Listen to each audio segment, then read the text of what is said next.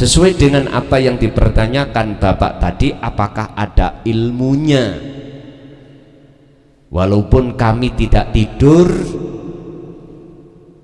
itu ruhaniyah atau roihan itu bisa melakukan seperti itu, ada Pak. Tapi jenengan jangan cari-cari, tolong dengan umur kita tinggal berapa. Bukan perkaranya saya tidak mau buka, enggak. Itu namanya rogo sukmo. Kalau di dalam kitab Mambaul Hikmah ada.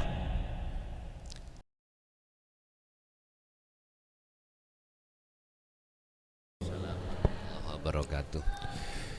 Pangapunten Yai, kula Fajar badhe nderek tanglet salah setunggalipun ayat ingkang sering kawula mireng saking panjenengan Al-Kahfi 100 dosa Yai. Faman kana yarju liqa'a rabbi falyamal amalan sholihan wa la yusyrik bi ibadati rabbih ahada. Napa angsal memaknai ayat ini bahwa apapun yang kita lakukan, apapun yang kita kerjakan, kemanapun yang kita tuju, niku niate medui Allah dengan wasilah sifat-sifate Allah. Nek date Allah niku nggih pangapunten dereng sanggupe saged niki niatnya menemui Allah pada sisi sifatnya, sehingga niatan yang ingin bertemu dengan Allah niki dadosaken estu gampange falyamal amalan sholihan wala yusyrik bi ibadati rabbi ahada. Makaten mawon Yai pangapunten. Assalamualaikum warahmatullahi wabarakatuh. Waalaikumsalam warahmatullahi wabarakatuh. Di dalam surah Al-Kahfi ayat terakhir atau ayat 110 terkait orang-orang yang ingin bertemu Tuhannya, apakah boleh dengan wasilah sifat-sifat Allah itu kita lakukan di dalam bentuk af'al apapun? Jawabannya boleh.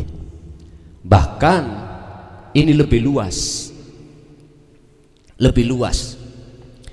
tidak harus kita itu bertemu terhadap Allah di dalam ibadah mahdoh saja, ibadah murni saja. Contohnya sholat, zakat, poso, haji, baca Quran. Tidak hanya di situ. Sebab Allah dawuh dalam satu ayat, wa ma khalaqtul jinna wal insa illa liya'budun.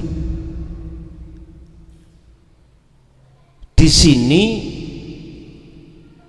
Allah tidak mengkecualikan terhadap af'al pekerjaan apapun, tidak.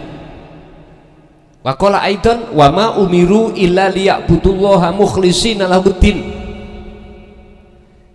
Tidak diperintahkan kamu sekalian kecuali hanya untuk menyembah pada Allah.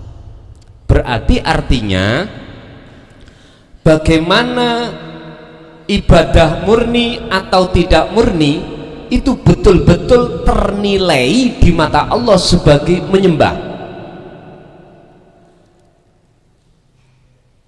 Innama yataqabbalullahu minal muttaqin. Ini akan bisa terjadi manakala jenengan kali kula betul-betul ruhaniyah hati kita itu khudur datang Allah, sehingga beliau-beliau ini tidak hanya mengkhususkan bertemu Allah itu di saat sholat saja, enggak, di saat duduk saja, enggak. Bahkan dalam surah Ali Imran ayat 191 ini lebih luas. Ya ayyuhalladzina amanu dzkurullaha qiyaman, keadaan berdiri. Apakah berdiri sholat, berdiri kerja, berdiri apapun, wa qu'udan, duduk dalam hal apapun, wa ala junubihim, dalam keadaan berbaring. Ini semuanya sebetulnya Allah mempunyai maksud supaya jenengan waktu demi waktu itu longgar, selalu bertemu Allah. Bapak Ibu, untuk mencapai target bertemu Allah otomatis tidak bisa dipisahkan dengan sistem dzikir niki. Kita berwasilah lewat sifat-sifatnya, itu sebagai proses kita Pak. Memang ibaratnya kita bisa pingin naik sampai ke loteng, kita harus naik tangga. Istilah tangga niki adalah wasilah, ya boleh, harus niki. Tapi nanti kalau sudah sampai di loteng, maka jenengan pasti meniadakan wasilah. Artinya wasilah itu buat panjenengan ketika sudah sampai pada Allah, ini sudah nggak berlaku bagi jenengan. Tapi nek turun maneh nanti berlaku. Artinya zona, di titik manakah jenengan kali kula diwajibkan untuk berwasilah, dan di titik manakah hati jenengan itu sudah tidak berwasilah. Dan ini proses Pak memangnya. Jadi boleh dan sangat diperbolehkan kita dalam aktivitas apapun itu memakai wasilah itu dalam rangka bertemu Allah. Sebab Allah sudah katakan, aku tidak akan menciptakan jin dan manusia kecuali hanya beribadah. Ibadah di sini adalah maksudnya adalah ibadah yang makbulah, yang diterima. Persyaratan untuk ibadah yang diterima adalah sing ibadah iki, sing madhep iku kudu ketemu sing didep. Ini wajah tuwazia, itulah teladan baginda Nabiullah Ibrahim terhadap kita, dikasih contoh, sesungguhnya kuhadapkan wajah ruhku wajia terhadap wajah Allah. Lah inilah Bapak Ibu, kalau kita bicara wajah Allah, nggak bisa akal itu untuk memikir, mboten angsal. Wajah Allah berarti harus ruhaniyah, lewat rasa ini baru nanti akan sambung. Sebab Gusti Allah laisa kamislihi syai'un, tidak bisa diserupakan dengan sesuatu apapun. Bapak Ibu, jados kulon jawab dari Bapak tadi, boleh, bahkan memang menurut kami disarankan, janganlah kau bertemu Allah ketika saat di dalam sholat saja, jangan. Bahkan aktivitas kita lebih banyak di luar sholat. Kalau terhadap Kanjeng Nabi niku ning Quran iku tentang masalah dzikir untuk bertemu Allah, Nabi Muhammad iku bukrotau wa asila, siang maupun malam. Fasabbihuhu bukrotau wa asila, pensucian diri dari kotoran-kotoran hati lakukanlah baik siang maupun malam. Sebab kita manusia Pak, suatu saat hati ini kadang-kadang kedorong ambek nafsu, berarti hati kita kotor. Fasabbihuhu, sucikan, artinya kembalilah ingat kepada Allah, baru di situ nanti Allah sucikan. Begitulah. Nggih, lanjut.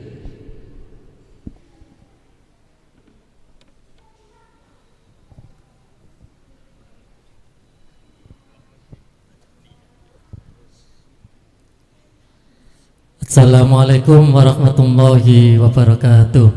Waalaikumsalam warahmatullahi wabarakatuh. Nderet anglet Gus niki ten Al-Qur'an surat Al-Bayyinah. Bismillahirrahmanirrahim. Innal ladzina kafaru min ahlil kitabi wal musyrikin fi nari jahannam khalidina fiha ulaika hum syarrul bariyah. Sungguh orang-orang yang kafir dari golongan ahli kitab dan orang-orang musyrik akan masuk ke neraka jahanam, mereka kekal di dalamnya selama-lamanya. Napa niki maksudnya terus pundi niki nyuwun ahli kitab itu? Nggih, ahli kitab, yang orang ahli kitab niki. Nggih, nggih. Kami akhiri assalamualaikum warahmatullahi wabarakatuh. Waalaikumsalam warahmatullahi wabarakatuh.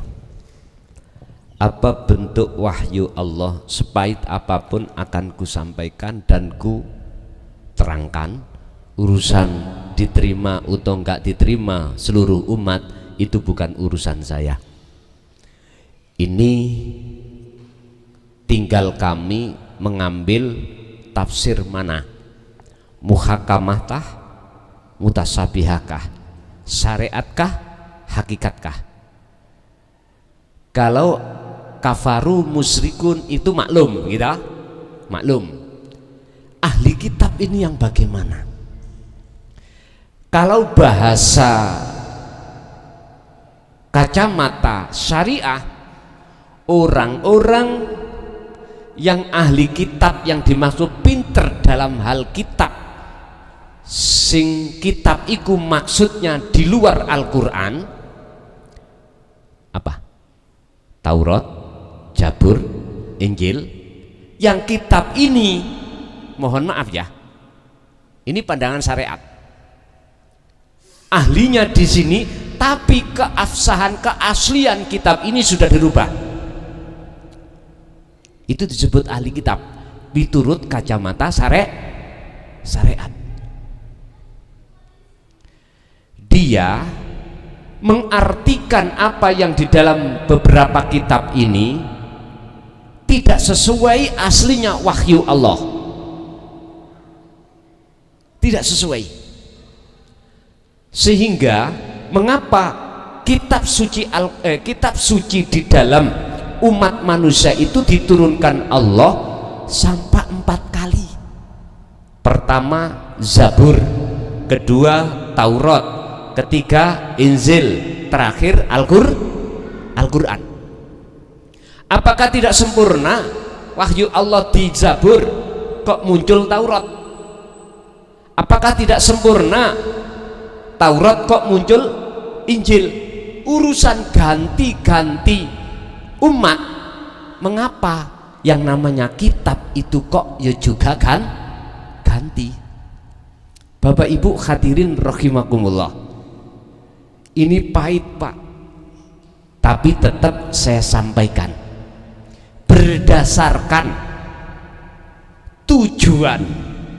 Mengapa Al-Quran itu diturunkan untuk menyempurnakan kitab-kitab yang sebelumnya, yang sesudahnya apa sebelumnya itu? Yang sebelumnya, bukan perkaranya yang sebelumnya itu belum sempurna, cuman oleh tangan-tangan yang hatinya berkepentingan nafsulah, akhirnya kitab ini diubah-ubah. Terima gak terima, monggo. Saya katakan dengan apa adanya. Udah. Sekarang saya bicara kacamata hakikat. Siapa sih ahli kitab ini?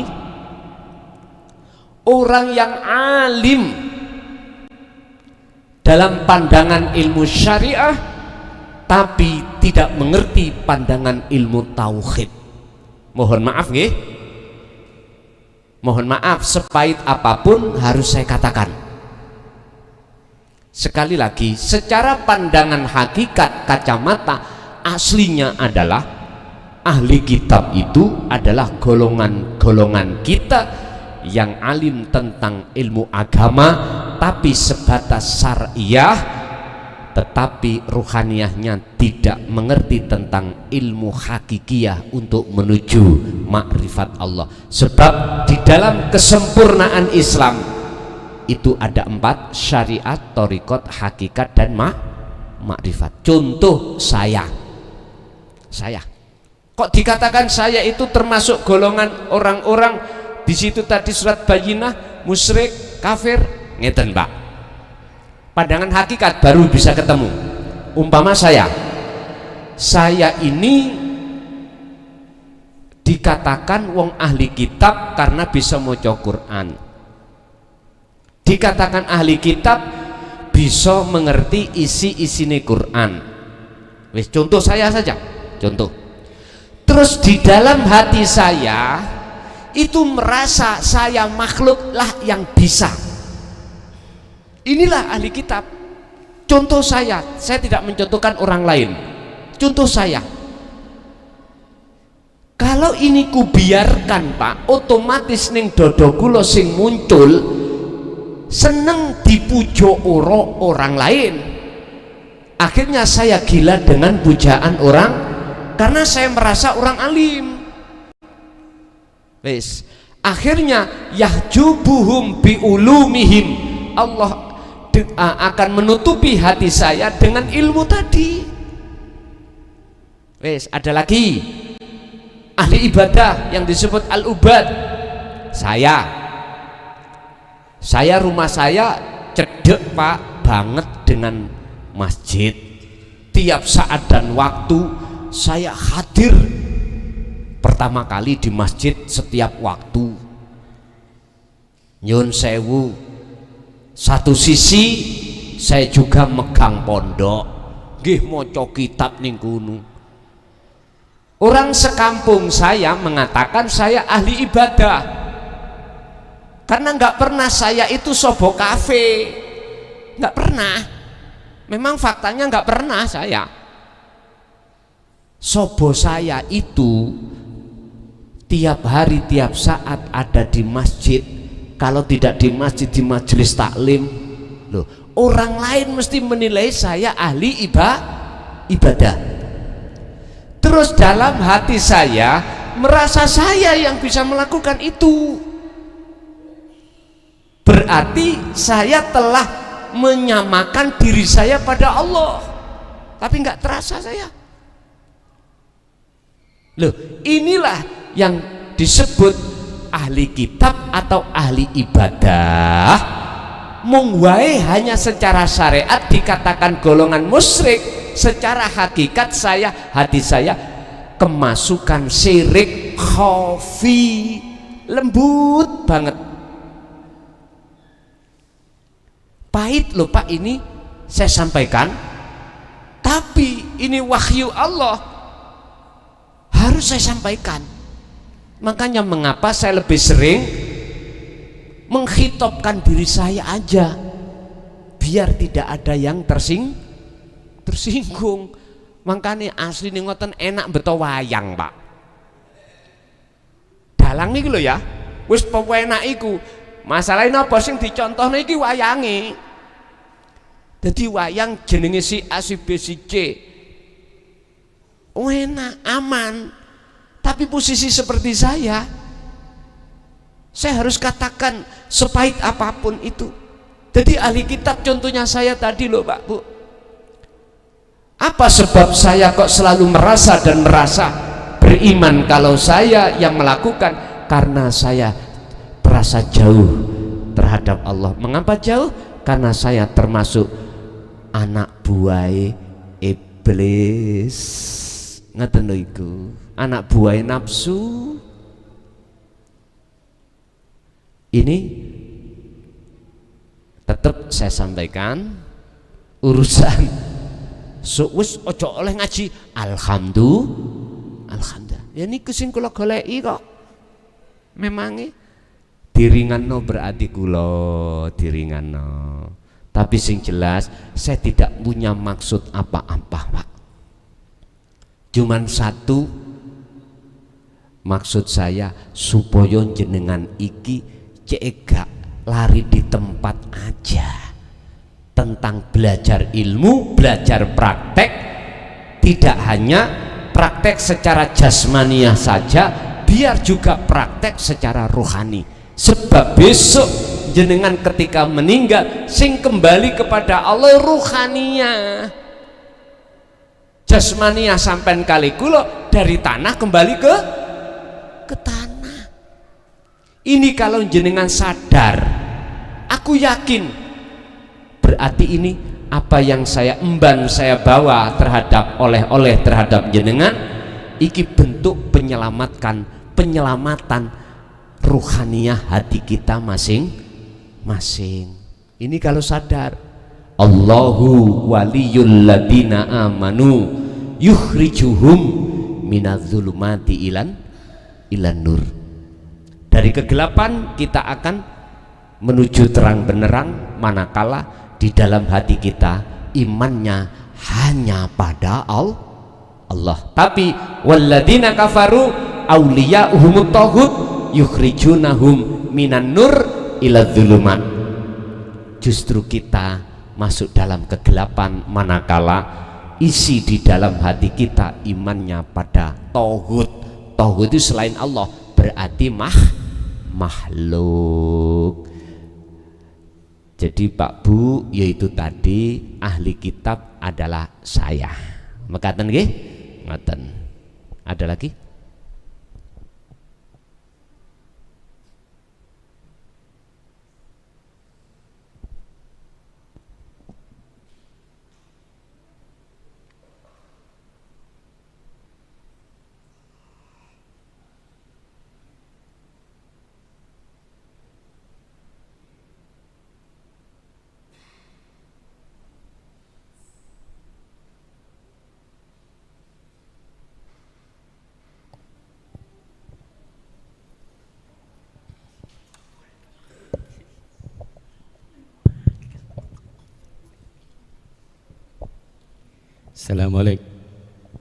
Assalamualaikum warahmatullahi wabarakatuh. Waalaikumsalam warahmatullahi Derek tanglet Gus, kula Nurul Anwar badhe tanglet. Kula nek tilem kan nggih sedanten menungso nek tilem kan mboten saged ningali, mboten saged mendengarkan, tapi Allah lewat sukmah baru bisa melihat, bisa mendengar. Nah, terus orang awam kalau sukmanya keluar itu kan tidur Gus, kayak kira rasakan Gus. Nah, kalau orang alim mungkin secara boten tilem mungkin saged medal Gus. Terus pundi napa wonten ilmune, napa wonten carane saged nggih sukma niku saged napa niku nggih kados sing sampun saged kan Gus. Sampun ngaten mawon pertanyaan kula. Assalamualaikum warahmatullahi wabarakatuh. Waalaikumsalam warahmatullahi wabarakatuh. Bukti bahwasanya di balik alam dohir ini ada alam gaib. Bukti ini. Ketika jenengan tidur, mata terpejam, apapun itu, terus jenengan di dalam tidur jenengan dimimpikan Allah bertemu si A, si B, si C. Kok bisa melihat? Padahal mata sampean terpejam. Itu menunjukkan bahwasanya di dalam alam tubuh kita itu ada alam gaib. Ada alam gaib. Andai kata kita mimpi dikejar anjing, mesti lari kita. Loh, mengapa kalau itu mimpi terus kita itu ketakutan terus lari?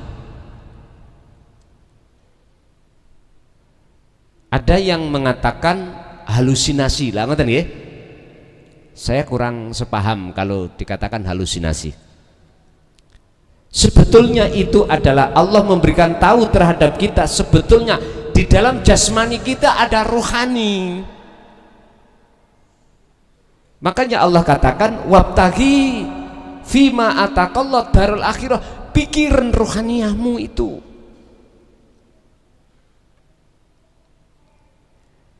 Sesuai dengan apa yang dipertanyakan Bapak tadi, apakah ada ilmunya?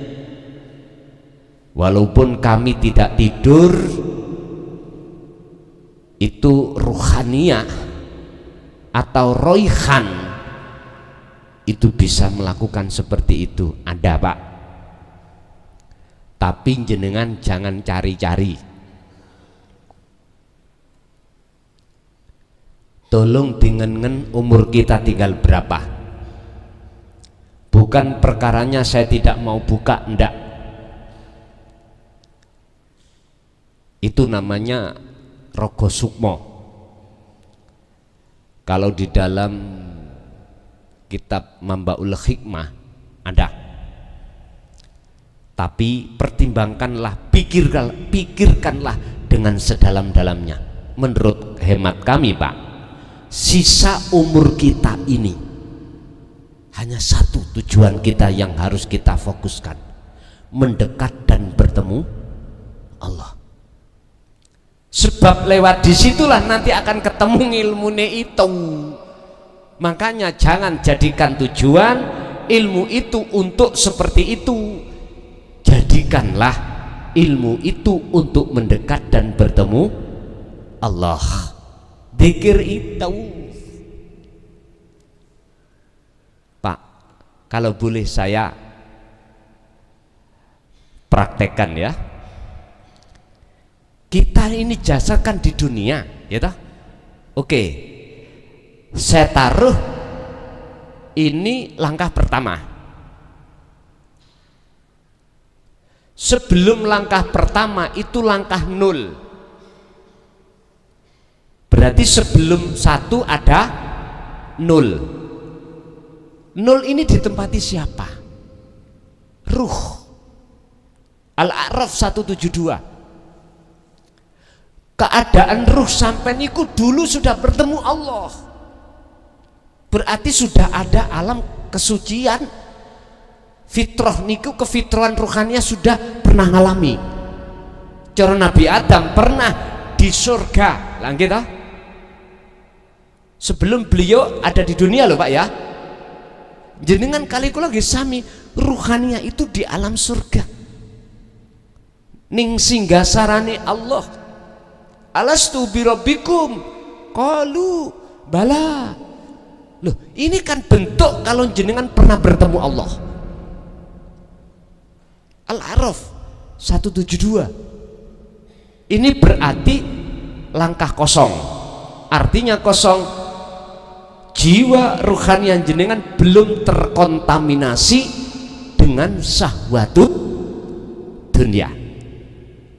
Setelah itu kita melangkah pertama, alam dunia ini kita dilahirkan. Ruh itu sudah berjanji sebelum ke dunia itu, sudah berjanji pada Allah yang berupa tidak akan menyembah, tidak akan jenengan bercinta, tidak akan ruh ini, jiwa ini menyembah selain daripada Allah. Akhirnya sampai jawab bala, betulkah aku Tuhanmu? Besok tetap menyembah padaku, bercinta padaku. Jenengan jawab bala, nggih. Baru wanafahtu, kata Allah, kutiupkan sampai dilahirno ning dunya. Ini saya bicara di luar yang murhek, di luar yang belum balik. Nek kalau belum balik niki fitrah tasian ruhaniyahnya fitrah pada Allah. Jenengan kali kula sing wis dewasa niki lho. Jenengan kali kula yang sudah punya anak, punya istri, inilah kita. Dalam langkah pertama berarti ruhaniyah posisi ning alam dunya. pingin makan kerja. Lah ngoten nggih. Waktu dulu sampai ning kandungan nggak pakai kerja, nggak pakai apa, anak kecil-kecil gini, Bu minta ngini, datang sendiri. Anak kecil nggak mungkin. Terus apa kebutuhan dia kerja. Masa-masa surga. Kita masa di dunia ini, Pak, perintahnya gini, hiruh, berjalanlah satu langkah lagi, langkah yang kedua. Sebab langkah yang kedua itu adalah alam akhirat. Walaupun jasmaniahmu ada di langkah pertama, melangkahlah ruh itu ke langkah kedua, yaitu alam akhirat. Inilah Pak yang dimaksud Kanjeng Nabi. Kanjeng Nabi menteladankan, laqad kana lakum fi rasulillahi uswatun hasanah liman kana yarjullaha. Ruh ada, harus ada keinginan untuk mendekat dan bertemu Allah, rahmat.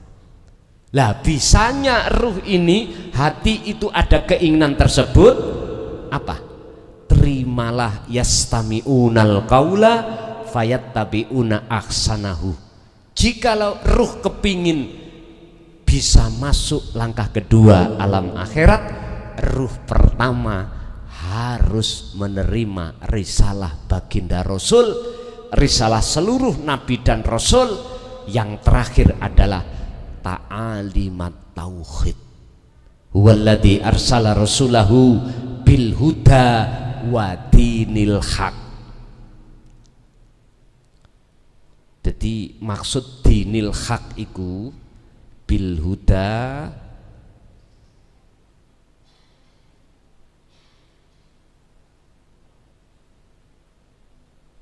wa dinil haq. Din iku agama, hak ai dinut tauhid, iku maksudnya gitu. Agama sing lurus, agama sing bener iku ya iku agama sing didik tentang tauhid. Tauhid iku ilmu sing kanggo didik ruhaniyah supaya bisa mengesahkan dhateng Gusti Allah. Niki langkah pertama wajib ini diterima. Akhirnya dibahaskan tentang zikir dan lain sebagainya. Sehingga saya ini, Pak, menyampaikan sistem aja, muter-muter ilmu, masih sebatas ilmu, teori. Untuk betul-betul jenengan iku bisa ruh tinggalkan alam dunia, masuk ke alam akhirat, langkah kedua jenengan wajib melakukan kholwat. Praktek dzikir wau lho Pak, niku namine kholwat. Jenengan belajar untuk merasakan kehadiran wujudnya Allah, itu disebut kholwat. Dalam keadaan dan posisi apapun itu namanya kholwat.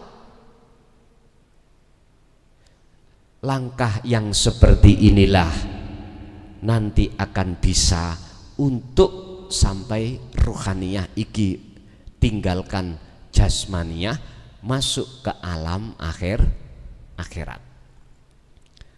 Lah terjadinya itu nanti bagaimana? Itu urusan Allah. Sebab ada kalanya ketika jenengan kholwat sholat, kholwat dzikir dengan duduk, jenengan iki diperlihatkan Allah alam kasab terkait proses keluarnya ruh. Akhirnya sampai tahu, melihat. Orang lain tidak melihat, tapi sampai diperlihatkan Allah. Gini itu kadang ada yang takut, Pak. Takut pikirane engko nek isok balik. Nek gak isok balik, bagaimana anakku, bagaimana istriku, suamiku dan sebagainya. Pak, Bu, jenengan iki sudah dikatakan disebut salik. Siapa salik? Seseorang yang Allah perjalankan mendekat dan bertemu Allah. Jenengan gak usah wedi. ati sampean iku oleh wedi sebab didorong nafsu, digodha, dikongkon balik niku nafsu. Padahal miturut fungsi dzikir sirul asrar bahwasanya semua yang memperjalankan adalah Allah. Subhanalladzi asra bi 'abdihi lail, termasuk Rasulullah.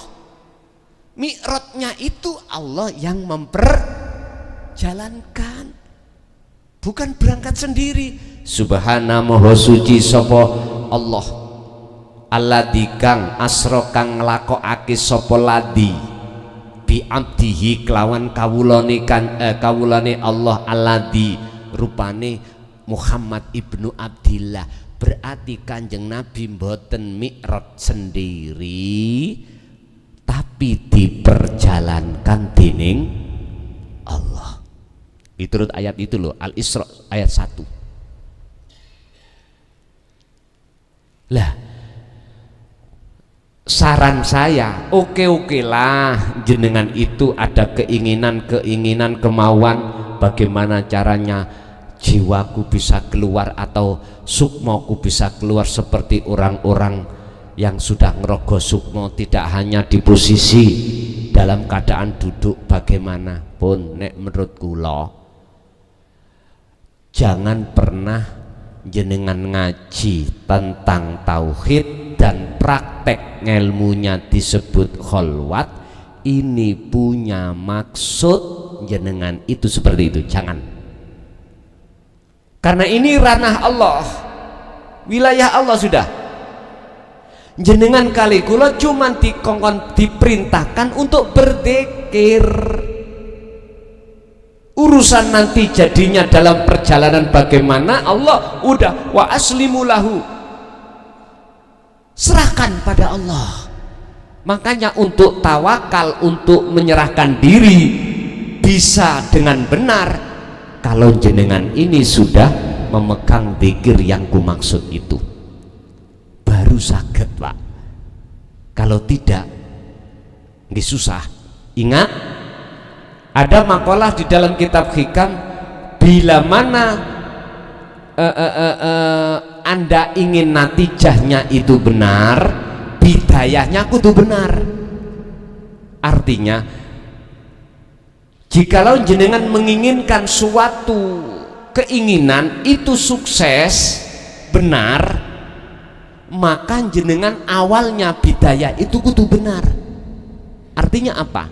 Wis, sekarang saya tidak membicarakan tentang keinginan selain Allah, enggak, khusus keinginan terhadap bertemu Allah. Ini si salik, disebut salik, punya keinginan dalam hatinya untuk bertemu Allah. Bidayae iki sampean bandani dulu ketika Solo, tawakal tu Allah, wajib gitu Pak. Serahkan semuanya apa Solo sampean iki terhadap Allah. Artinya tondo-tondo kalau sampean iki tawakal, ati sampean wis gak ngendel-ngendelno sulut sampean, wirid sampean ndak, krono sampean kali gulo sudah melepaskan, nggak bisa suluk sendiri, nggak bisa dzikir sendiri pun sampean serahno semua, olehnya bisa suluk, olehnya bisa dzikir, itu sebab sumbere sangka Gusti. Loh, benar ini masih ada dua. Tapi seiring berjalannya waktu, cahaya makrifat itu mesti Allah nyalakan. Akhirnya jenengan tadi rumongso dzikir sebab didzikirno Allah iku hilang, fana ini. Akhirnya jadilah ahad, sehingga keakuan sampean kali gulo sebagai makhluk yang digerakkan itu semuanya akan tiada. Berarti yang berlaku hanya Allah. Di dalam Al-Quran inilah yang dimaksud puncak wahyu tauhid, la ilaha illa ana, tidak ada Tuhan yang wajib disembah kecuali aku. Kalau kita di posisi saleh kan ada aku, ada ana, ada ana, ada anta. Ana, aku makhluk yang digerakkan. Anta Allah. Berarti mung loro. Tapi ini belum sempurna. Makanya salik ini mengapa disuruh bidayahnya itu kudu benar, melepaskan semua keakuan diri sebagai makhluk yang bisa ini, bisa itu, bisa dzikir, bisa kholwat, lepas. Kalau bidayahnya awal ini sudah benar, maka natijah itu mesti benar, atau nihayah. Ada yang mengatakan nihayah, akhir dari sebuah perjalanan itu mesti benar. Artinya wusul iku mesti terjadi. Bapak Ibu hadirin rahimakumullah, dados ngelmu sing sampean maksud iku ada, ya iku dzikir, tapi jangan diartikan untuk bisa ngrogo sukmo. Cukup satu aja, kita satu titik, mendekat dan bertemu Allah. Urusan itu nanti, ini termasuk kasaf.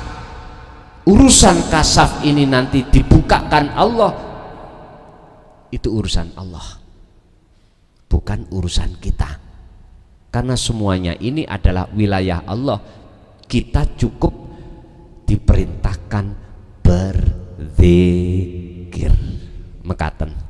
Nggih, ganti ibu mungkin ada ibu sana mungkin.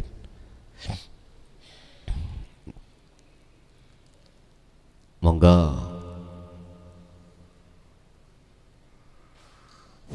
Ibu ada yang ngacung, bapak ada yang ngacung, terserah pundi yang diparingke. Assalamualaikum Gus. Waalaikumsalam. Gus, saya mau tanya, zikir apa yang bisa cepat menembus untuk ketemu sama Allah Subhanahu wa taala? Apa la ilaha illallah, apa Allah yang terbaik itu Gus? Mohon ya Gus, terima. Nggih. Zikir apa yang bisa menjadikan suluk jenengan iki bisa lekas bertemu Allah? Tolong dibuka dalam Al-Ahzab, surat Al-Ahzab ayat 41. Al-Ahzab ayat 41.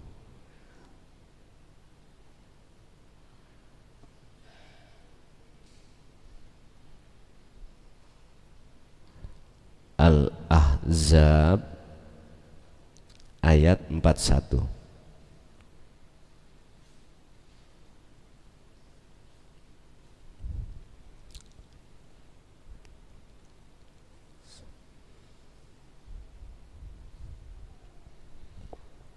Di situ Allah katakan, ya ayyuhalladzina amanu, wahai orang-orang yang beriman.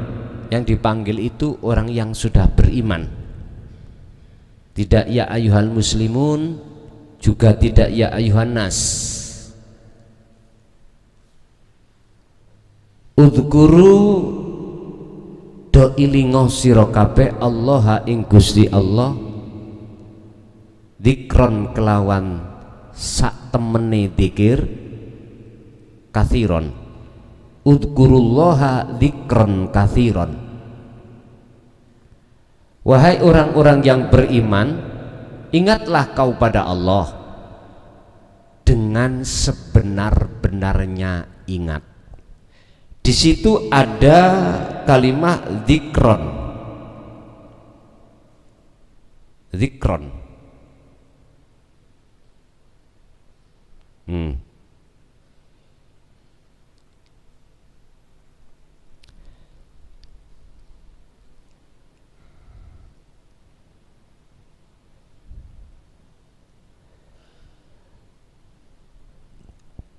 Di depan ada fi'il amar berupa apa?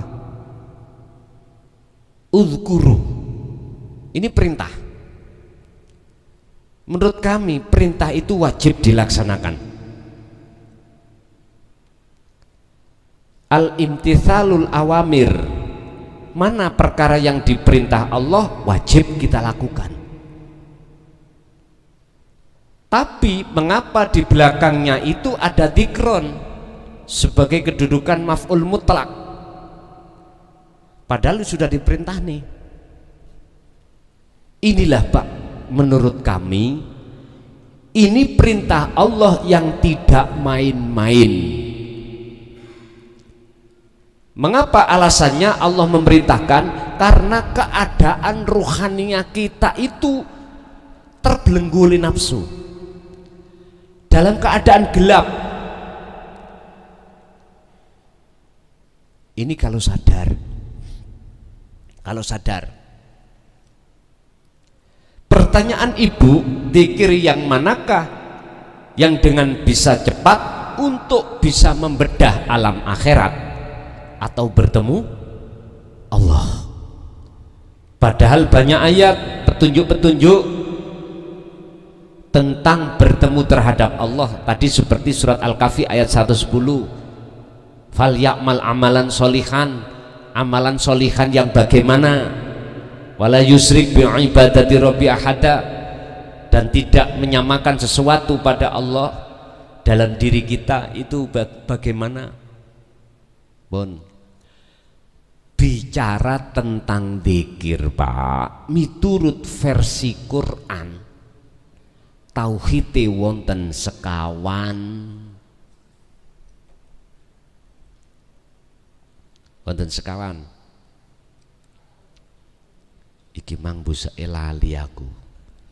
Carane. Oh, tambah bek ngene. Iki mungkin dicoba jalai. Oh, tambah gede. Amit. Kok dados sing ngeten? Ngapunten nggih. Wow, prasaku wonten mriki kok nggih.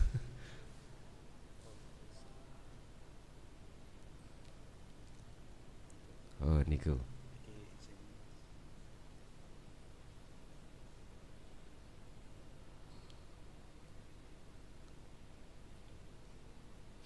Kembali back.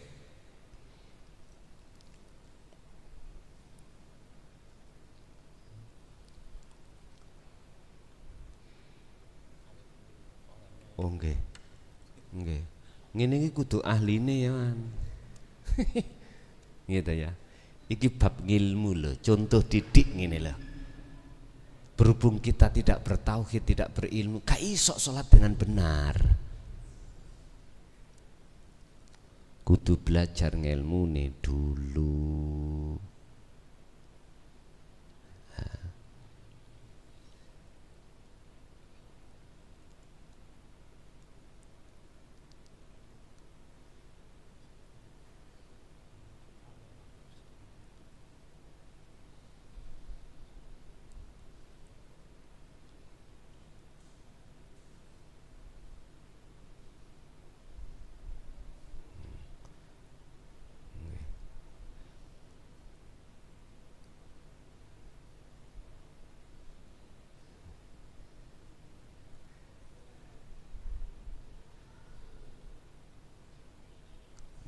Oh niku.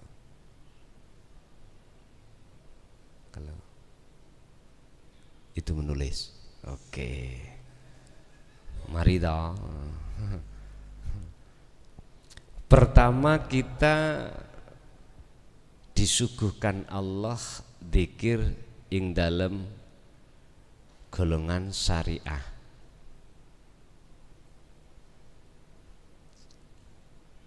Dzikiri itu adalah disebut dzikir jahar.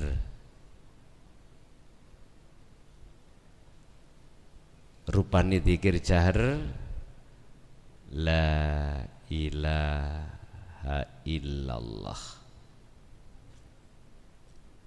Niki wonten surat Muhammad kalau nggak salah.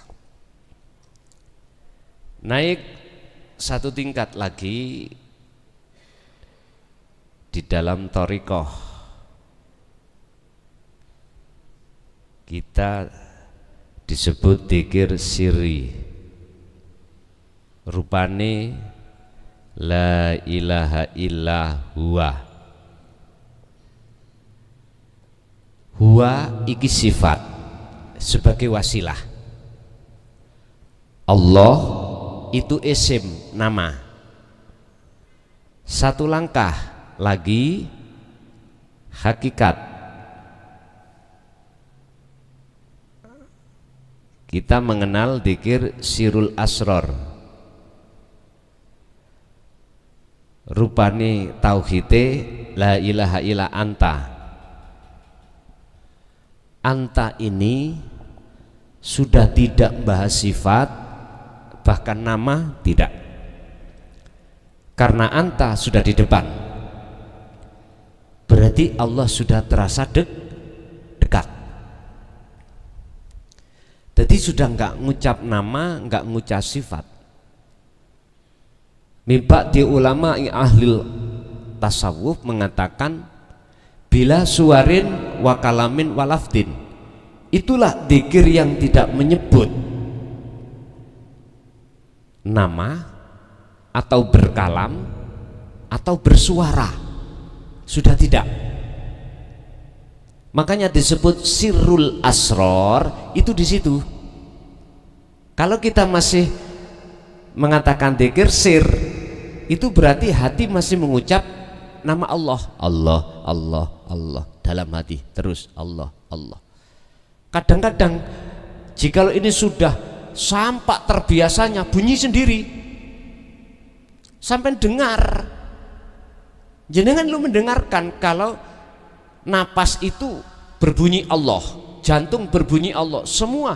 Bahkan kadang-kadang di luar diri jenengan seluruh alam ini berzikir, dengar jenengan.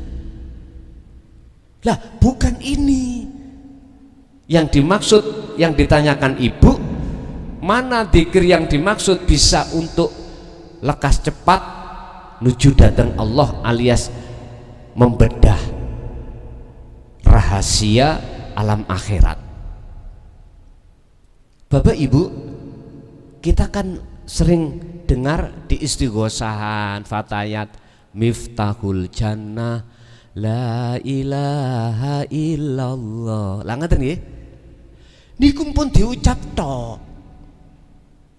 Sebab itu jenengan sadar atau tidak, sebelum munculnya la ilaha illallah wonten fa'lam annahu.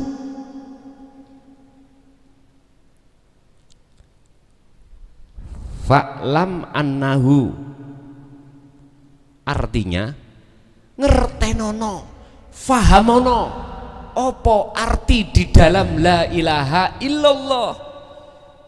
La ilaha iki piye maksude, illallah iki piye maksude, kudu dipahami riyen sebelum mengucap la ilaha illallah. Umpama sing dimaksud iku diucap tok enak Pak Bu, arek SD saged jawab pitakone malaikat mungkar nakir, merebuka sopo jenenge pangeranmu, jawab Allahu Rabbi. Nek cara bilisan fakot gampang Pak, apa maneh apalagi sebelum kita tinggal Pak Mudin nalkin bocorno jawaban. Loh iki urusan rohania. Nek urusan rohania yang menghadap pada Allah, berarti surat Al-Kahfi ayat 110 fal ya'mal amalan solihan iku prilakune rohania, duduk bukan prilakune jasmania. Lah inilah yang tidak lepas dari dzikir. Fal ya'mal amalan solihan di situ, Pak. Pertanyaan ibu, mana dzikir yang cepat yang bisa menghadap dan bertemu Allah? Prosesnya, iki proses. Aku nek gak ngomong proses engko dipendeliki ambek anu, tak abu sirin. suwe-suwe ya rada pahami. Lah makanya belajar itu penting, tapi jenengan belajar itu kudu wong sing ngerti. Wong awak de belajar menyang wong sing ra ngerti ya tambah kesus, ya podo gak ngerti ini, akhirnya jadinya gitu lah. Ngoten Pak nggih. Awe dalan sira menyang wong sing wuta. Lah sing dikongkon awe dalan ya sing gak wuta, tuntunan wong sing wuta, berarti sing nuntun harus tidak buta. Istilah bahasa nek awak dhewe atine wuta yes golek tulung menyang wong sing atine gak wuta. Nek tujuane iku nuju nang Gusti Allah. Makanya disebut mursyid iku Pak wajib makrifat dulu. Wajib niku. Masalah mursyid niku nggawa wong ribuan, tidak hanya satusan, ribuan. Bagaimana mungkin semuanya akan bisa sampai pada Allah? Umpama kula mursyide ku wuta nang Gusti Allah, ya ora iso. Ibarate logika, kula niki supir bis, isine jero bis niku wong 100. Tapi mripat kula wuta, mboten nyusup nang jurang apa? Iku pasti penumpangnya ya wis gak ketok, ya ta? Sing jenenge supir ya padha gak ketoke. Kula nyekel bis, penumpang kula mesti kesasar-sasar pun. Masalahnya kula nggih kesasar. Pun kita lanjut. Di dalam dzikir sirul asrar niku Bapak Ibu ada 3 tahap. Satu disebut su'aul basirah. Apa? Rasa. Rasa ini kalau Kanjeng Nabi dawuh imanul haq wa huwa al-ihsan. Tarkib al-ihsan definisi anta budallaha ka'annaka lahu tara. Fa ilam takun, apabila jenengan menyembah seakan-akan jenengan sudah bisa melihat wujudnya Allah. Apabila tidak, Anda harus merasa, meyakini kalau jenengan ini selalu dilihat oleh Allah, selalu digerakkan oleh Allah. Itu minimal, itu proses awal. Berarti jenengan proses awal wajib di dalam hati merasa digerakkan oleh Allah dalam hal apapun. Iku su'aul basirah. Ini cara makom namanya makom muraqabah Pak. Makome muraqabah. Makom di mana Allah terasa dekat tapi masih ada jarak. Dan ini proses sisalik, masih ada 2. Seiring berjalannya waktu jenengan berzikir terus, maka Allah akan menarik jenengan di pos yang kedua adalah ainul basirah. Apa ainul basirah? Cahaya nur makrifat iku Allah nyalakan, sing tujuane untuk membinasakan perkara loro tadi, la ibsar wa mubsar. Jenengan tadi yang merasa digerakkan Allah itu hilang, keaguan diri kita, ego itu Allah hilangkan. Ini yang disebut masuk dalam alam fana, alam di mana hati sampean sudah tidak ada wujud sampean. Miturut pandangan meripat hati sampean, selain Allah itu wujudnya sudah enggak ada. Yang ada cuman wujudnya Allah itu sendiri hidup. Berarti yang melihat dan yang dilihat, yang bergerak dan yang menggerakkan pelakunya tunggal. Quran menjawab ana innani anallah, sesungguhnya aku iki adalah Allah, la ilaha illa ana, tidak ada Tuhan kecuali aku. Manakala itu sudah di ainul basirah, terakhir mesti sampai ditetapkan hakul basirah. Iki alam makrifat. Udah Pak, proses telu iku urusane Gusti Allah. Sing penting jenengan bagaimana mungkin bagaimana sejauh mana dzikir itu nancep ning ati terus.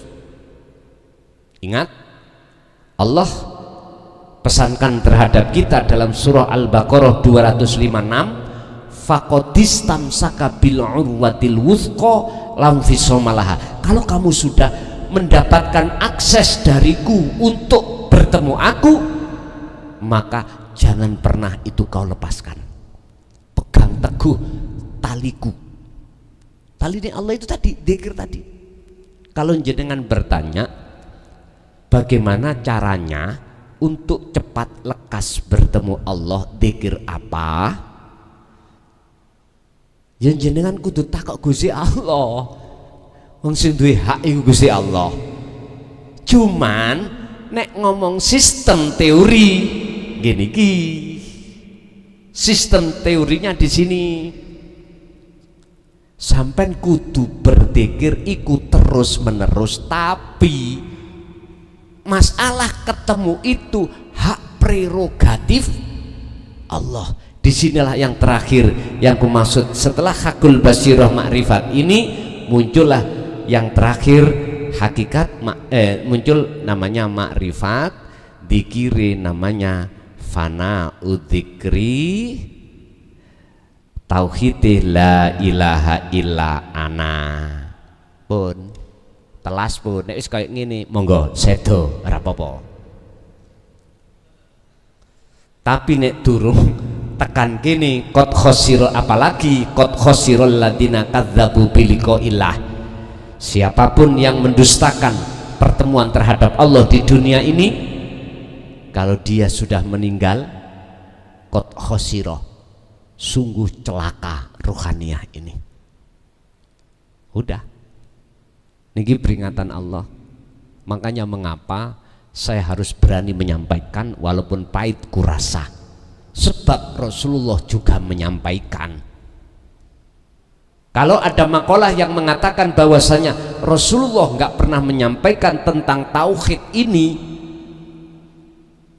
terus bukti kalau ada ayat ini apakah kurang cukup?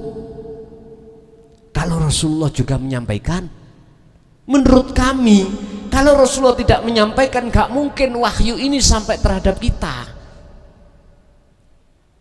Kalau di dalam Al-Quran tidak ada kalimat-kalimat ini, saya percaya Pak, kalau makalah mengatakan Rasulullah nggak pernah menyampaikan hukum hakikat makrifat atau tauhid menuju makrifat, hanya syariat saja, saya percaya.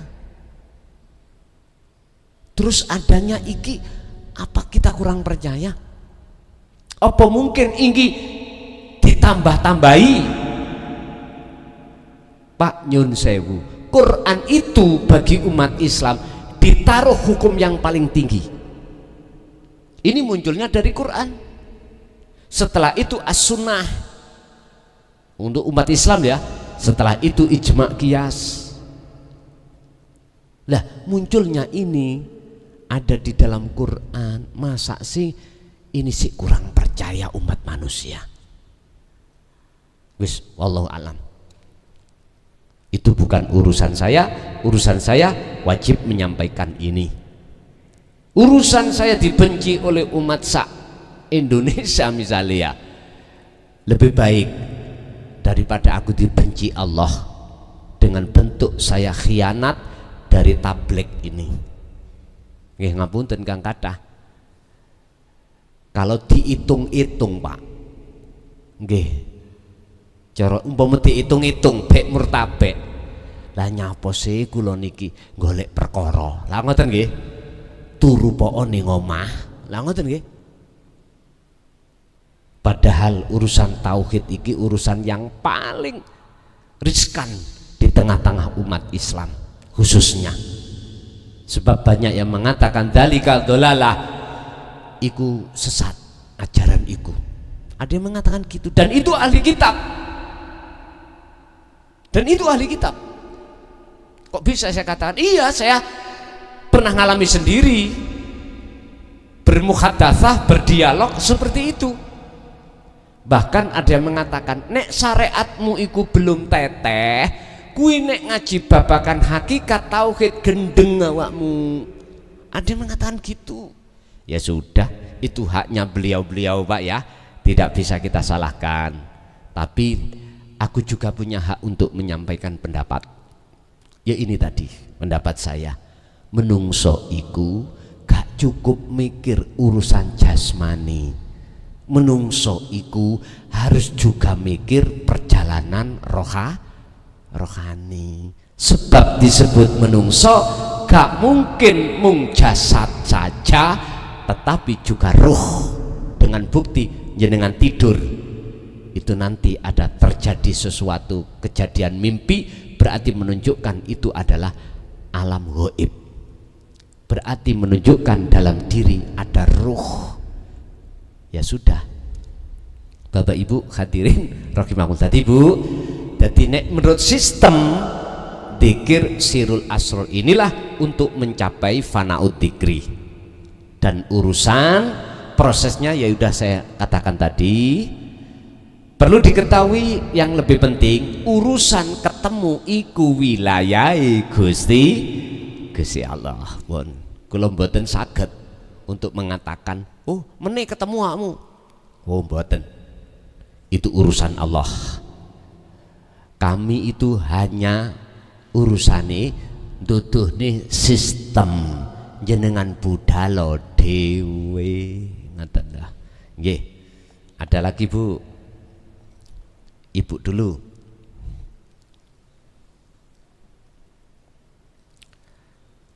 Mboten enten? Ada, monggo Bu, monggo.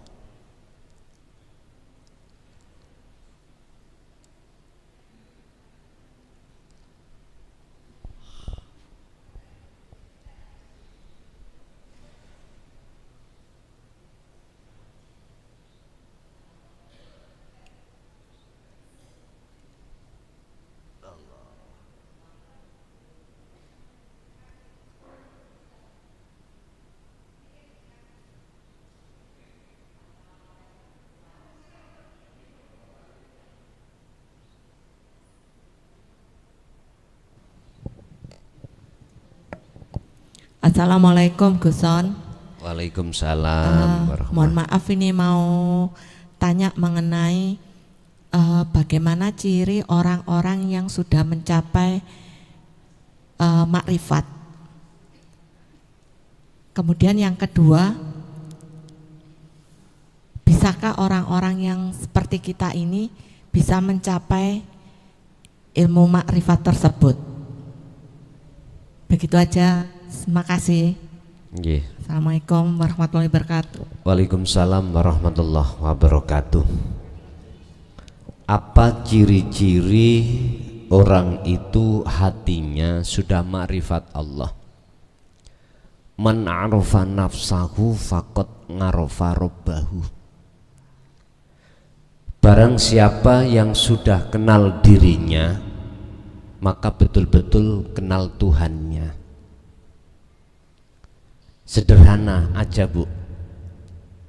Pertama, yang disebut kenal dirinya, tahu dirinya, pada aslinya jenengan kali kula sebagai makhluk itu tidak ada. Tidak punya sifat wujud, bahkan sifatnya adam, tidak ada. Artinya la yarawna li anfusihim syai'an. Tanda pertama,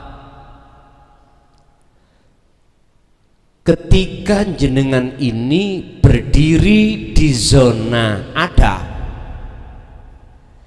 jenengan akan ketiadaan diri jenengan.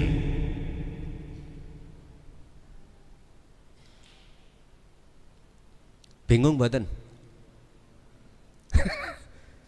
Saya wangsuli melih, ketika jenengan berdiri di alam yang ada, jenengan telah ketiadaan keadaan jenengan, kewujudan jenengan. La yarauna li anfusihim say'an. Contoh umpama jenengan sholat, umpama jenengan aktivitas apapun, di dalam hati jenengan itu sudah tidak merasa jenengan yang melakukan. Iman yang muncul bukan jenengan, karena jenengan sudah ketiadaan. Berarti pun fana niko. Satu. Dua, bal yusyahiduna annal fa'ila huwallahu ta'ala.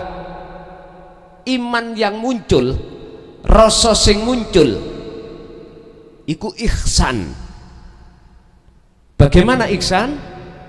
Yusyahid, rasa sing muncul, persaksian sing muncul, annal fa'ila, sak temene sing agawe, yang melakukan, yang wujud, huwa utawi fa'il iku Allahu subhanahu wa ta'ala. Tondo yang kedua, berarti rasa sing muncul dalam ati sampean iku sedaya iku mung wujude Gusti Allah. Hal ini bisa terjadi dalam hati sampean hanya berzikir untuk mencapai derajat yang seperti ini. Tondo sing nomor telu, tatmainnul qulub. Ati sampean niku bahagia. Coro indah nggak bisa dibayangkan dengan sesuatu apapun keindahan itu. Apapun indahnya dunia, nggak ada yang menyerupai keindahan yang sampean lihat. Umpama indah. Ar-Ra'd ayat 28. Alladzina amanu wa tatma'innu qulubuhum bi dzikrillah. Ala bi dzikrillah tatma'innul qulub. Orang-orang yang beriman, mengapa hatinya selalu damai, selalu bahagia, sekalipun dalam kondisi jasmani, ekonomi kurang baik? Bi dzikrillah, sebab atine eling dateng Gusti Allah. Terus ditegaskan ayat berikutnya, ala bidzikrillahi tatmainnul qulub. Ingatlah, hanya berzikirlah menjadikan hatimu tenang. Zikir yang bagaimana? Loh, ini gak dijelasno ning syariat, memang kelasnya dewe-dewe. Akhir dijawab ning hakikat, dzikron katsiron. Sejatine zikir eling adalah ketemu, wa huwa adzikru bisiril asrar. Zikir tanpa ngucap, tanpa nama, hanya rasa, terus manjing ke ainul basirah, manjing ke fana, lalu manjing ke makrifat atau hakul basirah. Akhir disebut la ilaha illa ana. Kedua, apakah bisa kami orang awam itu mencapai hal itu? Pasti bisa. Sebab tentang masalah perjalanan bisa ke Allah itu Allah memakai kalimah nakiroh ning Quran, tidak memakai kalimah atau isim makrifat, mboten, isim nakiroh. Nakiroh itu umum, sampeyan tinggalilah, khusus kanjeng Nabi lah sampeyan ndamel nakiroh. Subhanalladzi asra bi abdihi, le nakiroh menunjukkan apa? Umum. Artinya siapapun bisa, cuman pertanyaannya hamba yang Allah kehendaki. Nur makrifat itu akan Allah nyalakan hanya terhadap hamba yang itu hamba yang Allah pilih. Nurun ala nurin yahdillahu li nurihi mayyasha, lo nakiroh maneh terhadap hamba yang Allah kehendaki. Cuman yang terpenting dalam pertanyaan ini, hamba siapa yang Allah kehendaki?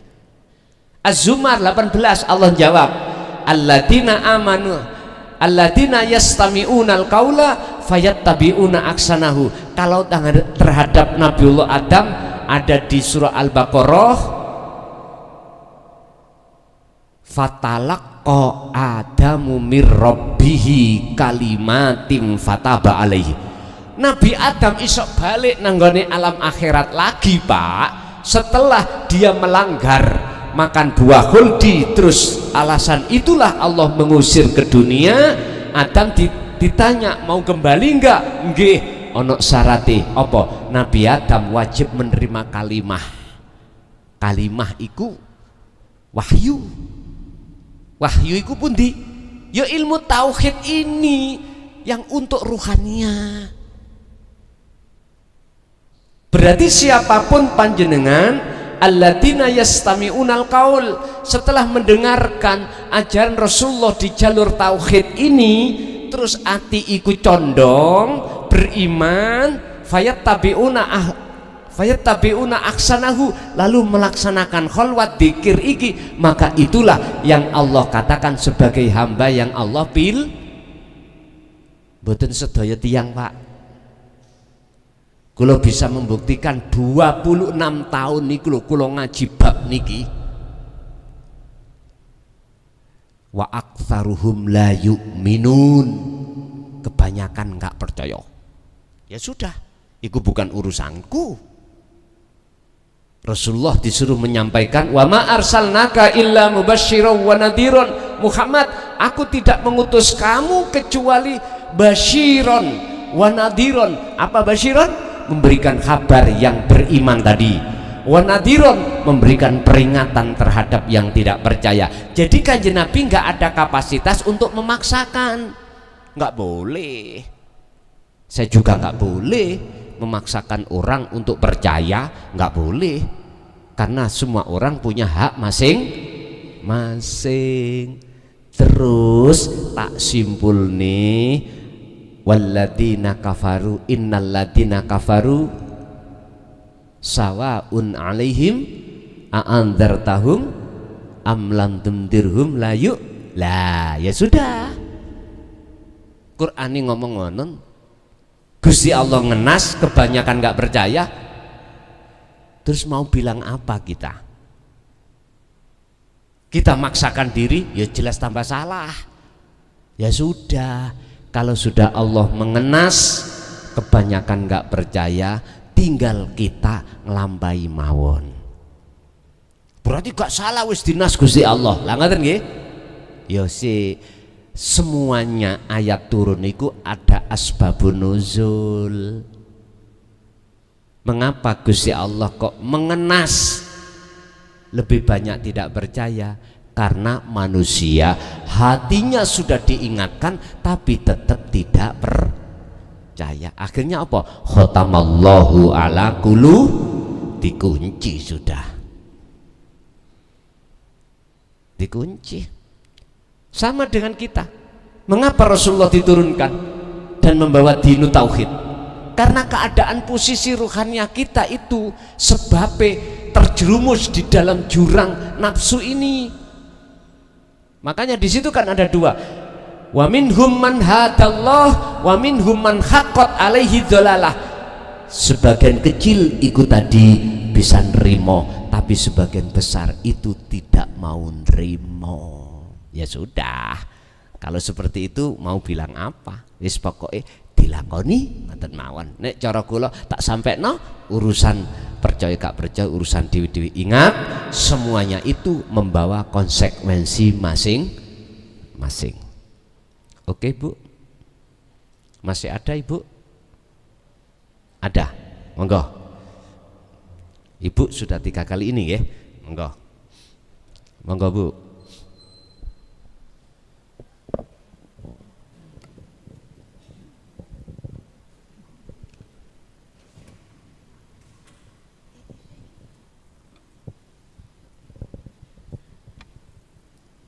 Assalamualaikum Ustadz.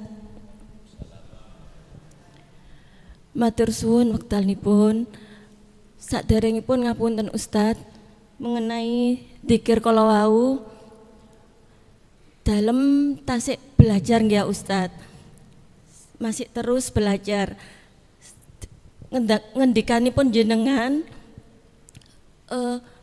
melihat sesuatu jangan lihat makhluknya, lihat Allahnya ya. Terus saya belajar begitupun sakniki dalam lihat jenengan yang bicara itu Allah yang bicara. Terus lihat semua makhluk ini lihat Allahnya. Tapi nggih ngoten mau Ustadz, berpegang teguh itu sering lupa gitu loh Ustadz. Terus pernah suatu ketika mau tidur, saya itu zikir astagfirullahaladzim, subhanallah, subhanallah. Terus dalam itu kados serwat ngonten Ustadz. Serwat, terus saya diperlihatkan oleh Allah. Dalam hati saya tanya, niku nopo? Ada yang jawab, tapi saya enggak tahu siapa yang jawab. Katanya itu surga. Terus saya tanya lagi, niku nopo? Niku lo neraka. Niku nopo Ustadz? Ngapunten saderengipun Ustadz ya. Matur sembah nuwun. Assalamualaikum warahmatullahi wabarakatuh. Waalaikumsalam warahmatullahi wabarakatuh. Terkadang si salik ketika suluk kholwat, saya katakan kholwat, sampean sudah mengerti dzikir sing kula maksud, terus jenengan lampahaken, jalankan setiap saat dan waktu dan kejadian apapun di depan kita.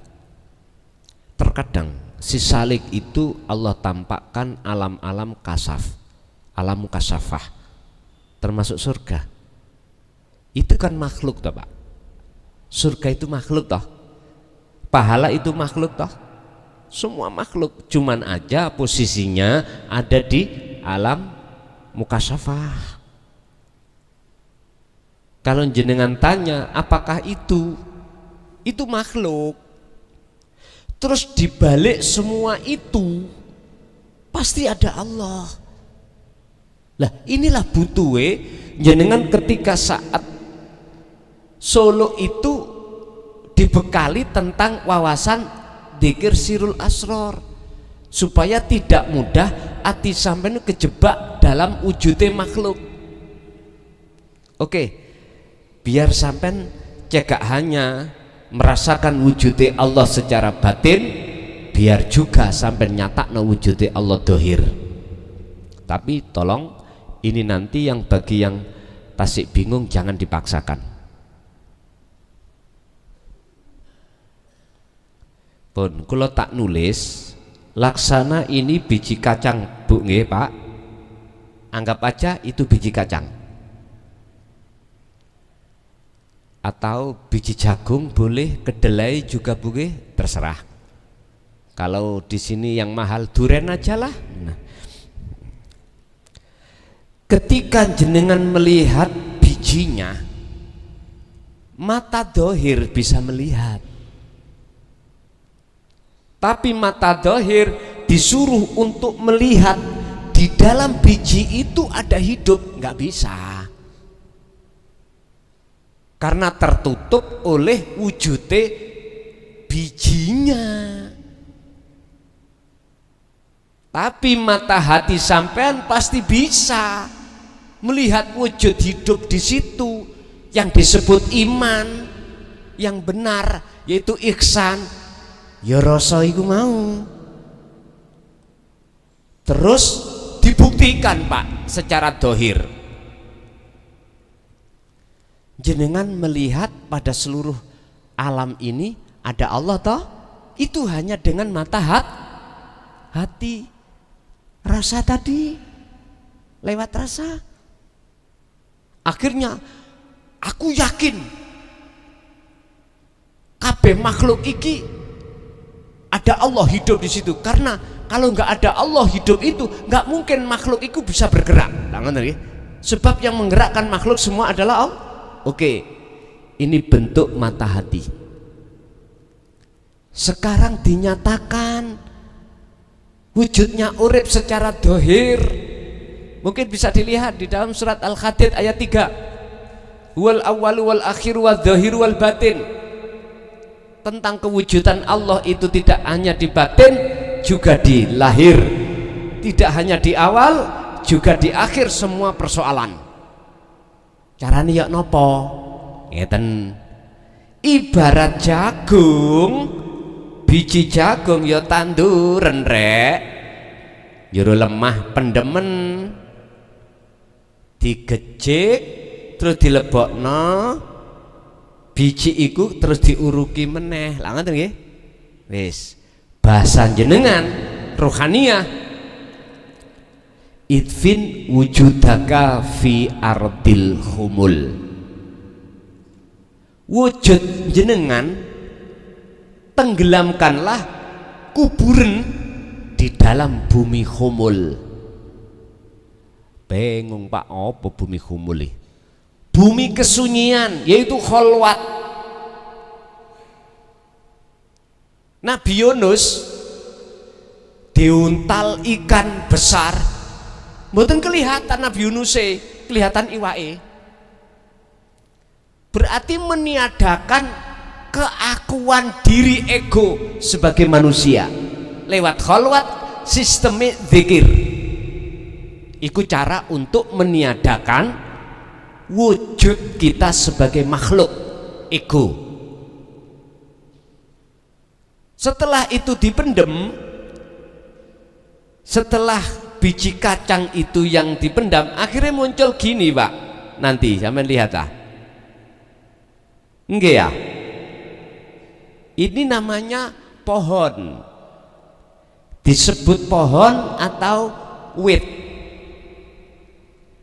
Ketika itu muncul, tolong sampai padosi biji yang ada di dalam tanah yang kita taruh mana? Hilang. Jenengan nek kepingin isok kefanaan diri holwato masuk oning alam kesunyian, artinya lewat sistem dzikir sirul asror inilah untuk meniadakan keegoan kita sebagai manusia. Setelah itu akan nyata yang hak kebenaran, yaitu Allah subhanahu wa ta'ala. Wujud dohiri Allah laksana seperti jagung itu, wite pohonnya. Berarti mana pohonnya? Ya wujute ma fis samawati wa ma fil ardi iki. Wujud dohiri Allah nyoto, hakul mubin, yaitu wujud dunia saisini. Makanya seluruh manusia satu pun tidak ada yang sama. Tidak ribuan, miliaran manusia, tetap tidak ada satupun yang kita pernah mikir mboten mengapa sidik jari manusia itu satupun gak ada yang pernah mikir ngoten sampean? Dibuka dalam sifat wajib Allah, salbiyah, wahdaniyah, sawiji, gak ada yang sama. Wis empun dipeksa lho niki. Tadi saya katakan nyata wujud dohire Allah adalah ma fis samawati wa ma fil ardi, apa yang ada di langit dan di bumi. Niki nek sampean trimo golongan kita yang masih ada di syariat mesti nodo iki wujude makhluk. Lah ngoten nggih. Lu makhluk wis gak ono kok iso wujud. Nek wis makhluke gak ono berarti wujude Gusti. Bingung nggih? Pak, niki cahaya Pak. Cahaya itu sangka setrum, nggih? Sampai kepingin ningali setrum wujudnya ya cahaya ini. Sebab tanpa setrum nggak mungkin muncul cahaya. Tapi Allah dawuh, cahaya itu duduk wujudku, dunia saisine iku duduk wujudku. Gak bingung tah ngeten iki. Aku pingin dikenal oleh wong Sidoarjo wujudku jari Gusti Allah, tak lahirno wujudku. Rupa apa? Nurullah, disebut Nurullah. Wujudnya Nurullah dunya saisine iki. Tapi iku duduk wujudku. Dua makalah koyoke bingung. Tapi mboten saged bingung nek lamuno enggak ana wujud loro. Isoke gak ana wujud loro jenengan kudu kholwat. Wis niku jawabane. Nek cara babakan setrum, ya ampun ditingali, jangan dilihat padange niki, jempoken kabel niku sing ana setrume. Sampai langsung gak eling. Tapi yo aja dipraktekno, Pak. Jembok setrum iku minangka umpama seperti itu. Orang yang Allah tarik di dalam alam fana, dia tidak tahu dirinya. Ruhaniyah iki hati sudah tidak tahu dirinya makhluk, karena makhluk itu sudah difanakan Allah. Laksana apa? Orang tidur. Orang tidur tidak bermimpi, ujug-ujug loh kok wis subuh. Lah ngoten nggih. Ditakoki awak mang ngimpi apa? Mboten saged jawab. Awak mang kaya apa? Mboten saged jawab. Tapi nikmat sampean.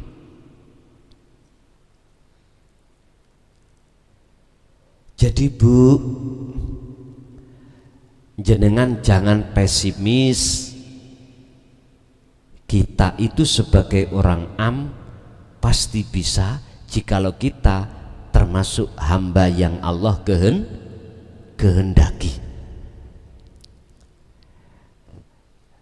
Dan juga tanda makrifat tadi gitu sama sudah kami jelaskan di depan. Jadi yang penting jenengan bagaimana sampai iki terus memegang zikir. Wis bah orang lain ngerecek sampean aliran sing gak bener tak wis ainu reken you ngoten mawon. Sing penting ati sampean terus berdikir, nanti lah jenengan akan paham sendiri, sebab jenengan akan dibimbing Allah sendiri nanti terkait masalah dua hal tadi. Pertama, wujudku iku tak nyatakno secara dohir rupa dunya, tapi wujudin dunya bukan wujudku. Engkau akan paham. Nanti tidak ada wujud dua, enggak ada. Kalau boleh saya tarik ilmu didik mawon. Kalau makhluk itu sudah tidak ada, maka jangan disebut makhluk.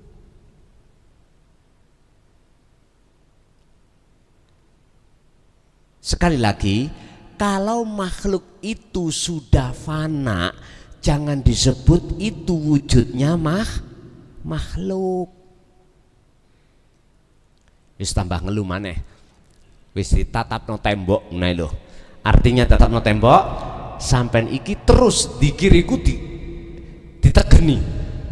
Sebab hidup dalam diri jenengan itu lebih tahu keadaan jenengan.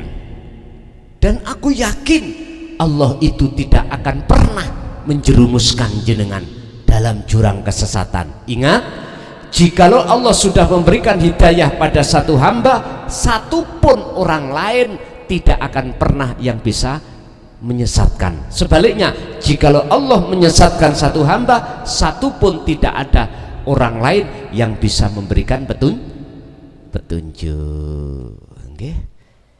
Cukup Ibu? Oke, Ibu 3 sudah, Bapak 3, ada tambahan? Bapak mungkin? Nganut panitia mawon kula.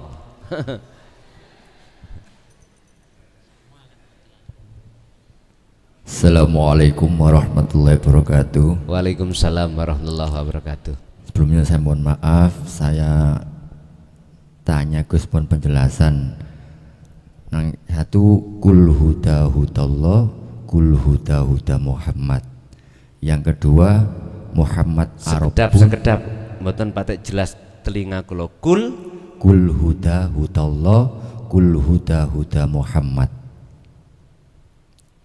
Nggih. Nomor kali Muhammad Arabun, Muhammad Rabbun. Muhammad Arabun, Muhammad Rabbun. Arabu, Arabun kali Muhammad Rabbun. Rabbun.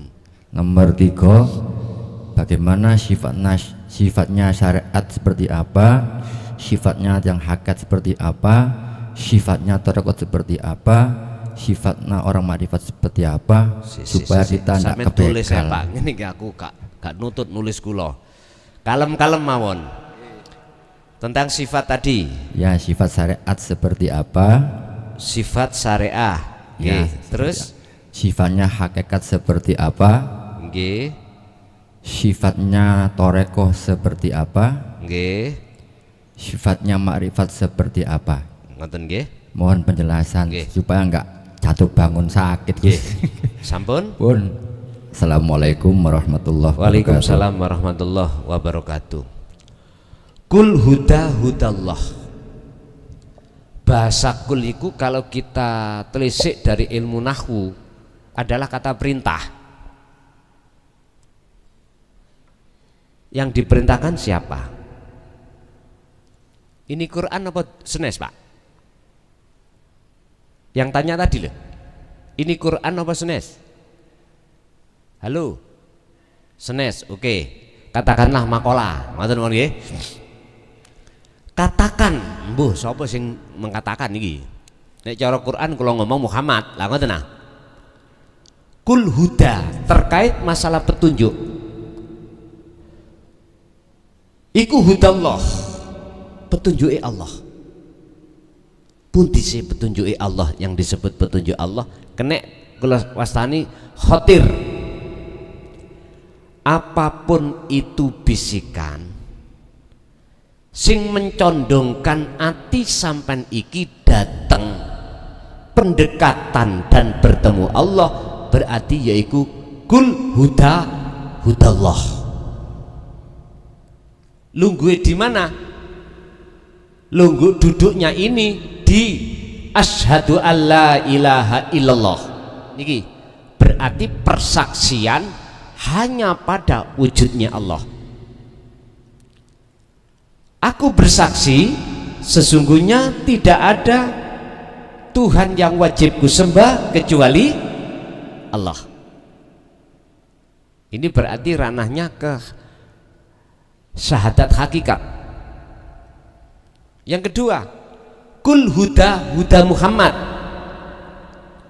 Berarti iki hubungannya wa asyhadu anna Muhammadar Rasulullah.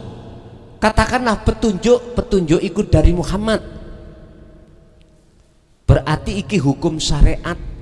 Berarti syahadat yang kedua persaksian terhadap kanjeng Nabi. Kalau kanjeng Nabi adalah utusan, artinya apa? Seluruh makhluk iki Pak Bu isoe ngene ngunu sebab dikongkon Gusti Allah ngene lan dikongkon ngunu. Bahasa Rasulullah utusan jenengan iki diperintahkan. Boleh saya terjemahkan ini, jenengan gerak iki sebab digerakne Gusti. Berarti wujudnya makhluk jenengan iki sebagai Muhammad bisane gerak, isoe gerak sebab diperintahno Allah gerak. Inilah maksudnya kul huda huda Muhammad. Wes satu. Yang nomor dua terkait masalah Muhammad Arab ngoten niku dan Muhammad Rob ngoten. Sik taben dong. Nek umpama tak tulis sampean cocok nang pertanyaan sampean. Muhammad ngarap ngene nggih.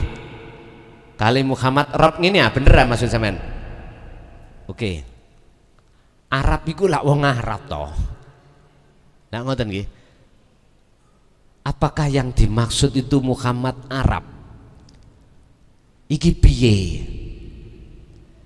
Istilah bahasa syahadata ini miturut syariat ya Muhammad ibnu Abdillah. Wis. Nek Rob Muhammad Rob niki berarti hakikate adalah Muhammad ini makhluk. Al-Kahfi ayat 111. 10 tadi. Kul innama ana basyarum mithlukum.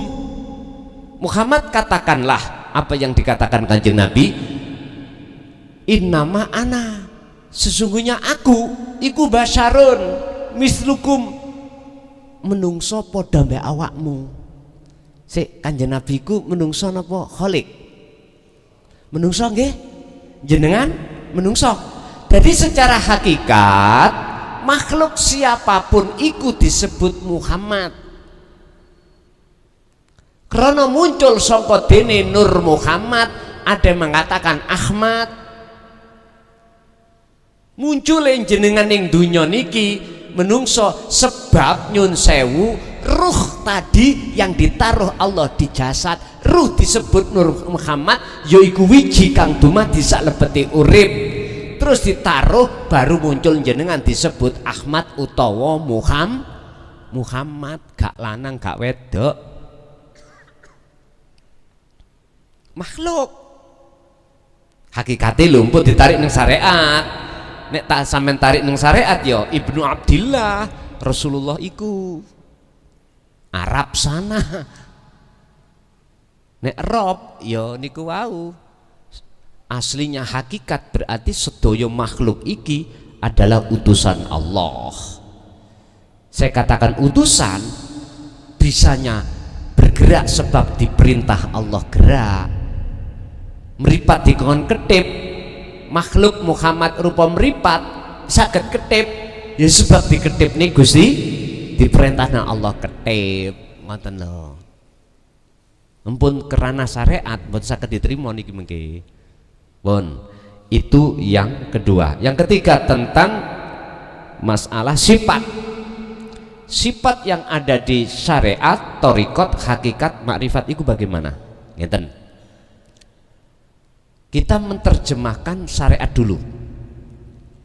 Adalah merupakan satu ilmu, sistem. Untuk apa? Untuk supaya jasmaniah sampai kali kula niki olehnya meninggalkan larangan, menjalankan perintah itu dengan benar. Makanya hukumnya wajib sampai iku belajar ilmu syariah. Sebab tujuannya kanggo ibadah jasmaniah itu dengan benar. Contoh salat. Secara syariat jasmani harus menjalankan hafidu ala sholawah, otomatis harus dipelajari ilmunya dulu. Ilmunya disebut syariah. Bagaimana caranya jenengan berwudu dengan benar, bagaimana caranya jenengan sholat dengan benar, sudah ditata di situ di dalam hukum syariah. Setelah hukum syariat ini jenengan pelajari, otomatis jenengan mendapatkan satu kepahaman, cahaya ilmu yang disebut kepahaman. Lah sipate untuk supaya jasmani iki taat, meninggalkan larangan, menjalankan perintah. Wis iku ngelmune. Lah thariqah iku jalan. Lah jalan iki mana? Thariqah iku mana? Disebut thariqah adalah satu jalan atau fasilitas yang Allah siapkan sing tujuane tidak ada lain kecuali beribadah, menyembah. Berarti pundi? Thariqah iku salat. Nama salat iku thariqah. Nama aktivitas apapun kalau Kanjeng Nabi ibadah murni atau tidak murni itu semua disebut thariqah. Sing tujuane illa liya'budun, dipergunakan untuk menyembah kepada Allah.